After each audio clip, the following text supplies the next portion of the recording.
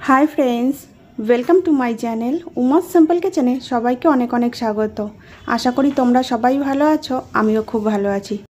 सीजनेर पुঁইশাক खेते अनेकेई भीषण भालोबाशे, किन्तु एकघेয়েমি आलू कुमड़ो नानान रकम सब्जी दिए खेते खेते किन्तु बोर लागे।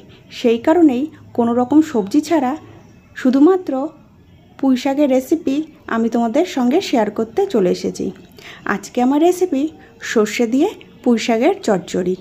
एखाने आमी पुঁইশাক अल्प लवण दिए हालका सेদ্ধ करे निয়েছি। देखो डाटागुलो खूब सुंदर सेদ্ধ হয়ে গেছে, কিন্তু একদমই গলে যায়নি। এখানে একটা মিক্সির বোল নিয়ে নিয়েছি, তার মধ্যে আমি কিছু মশলা দিয়ে দেব। সবার প্রথমে দিয়ে দেব 3 থেকে 4টে কাঁচা লঙ্কা। কাঁচা লঙ্কা দিয়ে দিয়েছি। এবার দিয়ে দিচ্ছি সামান্য গোটা জিরে। গোটা জিরে দিয়ে দেওয়া হয়ে গেছে। এবার দিয়ে দেব এর মধ্যে আমি সাদা সর্ষে। আমি এখানে 2 চামচ সাদা সর্ষে দিয়েছি। তোমরা চাইলে সাদা সর্ষে আর কালো সর্ষে দুটো মিক্সড করেও দিতে পারো। সর্ষে আমার দিয়ে দেওয়া হয়ে গেছে। এবার আমি এর মধ্যে দিয়ে দেব সামান্য লবণ। দেখো বন্ধুরা, আমি এর মধ্যে কিন্তু সামান্য লবণ দিয়ে দিয়েছি। এবার কিন্তু এই সমস্ত কিছু একসঙ্গে আমি পেস্ট করে নেব। এখানে দেখো আমি খুব সুন্দর একটা পেস্ট করে নিয়েছি। খুব বেশি জল কিন্তু আমি এর মধ্যে ব্যবহার করিনি। পেস্ট আমার হয়ে গেছে। এবার কিন্তু রেসিপিটা আমি বানিয়ে নেব। এখানে কড়াইতে পরিমাণ মতো তেল আমি গরম করে নিয়েছি।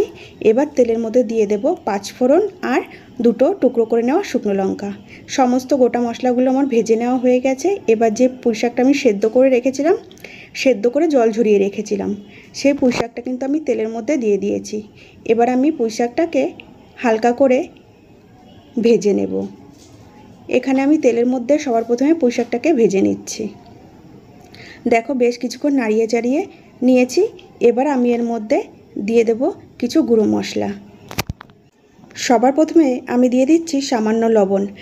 আমি কিন্তু সর্ষে পেস্ট করার সময় আর পুঁইশাকটা সেদ্ধ করার সময় লবণ ব্যবহার করেছি, সেই কারণে লবণের পরিমাণটা আমি খুবই সামান্য দিয়েছি। আর দিয়ে দিলাম পরিমাণ মতো হলুদ গুঁড়ো।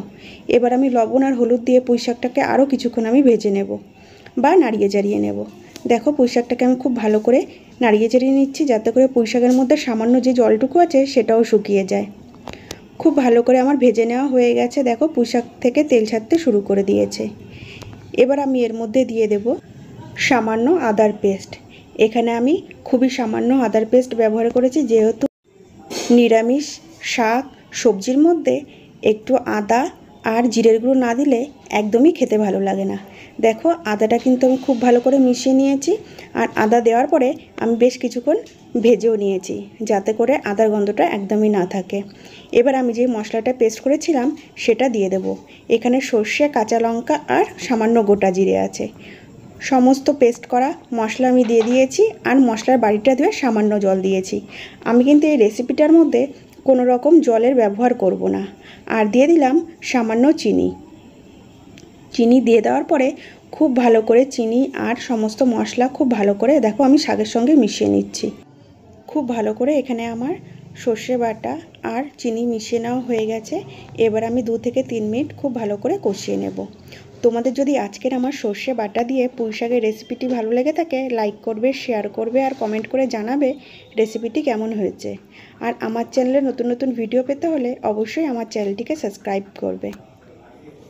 এখানে বেশ অনেকটা সময় ধরে আমি কিন্তু কষিয়ে নিয়েছি বা রান্না করে নিয়েছি।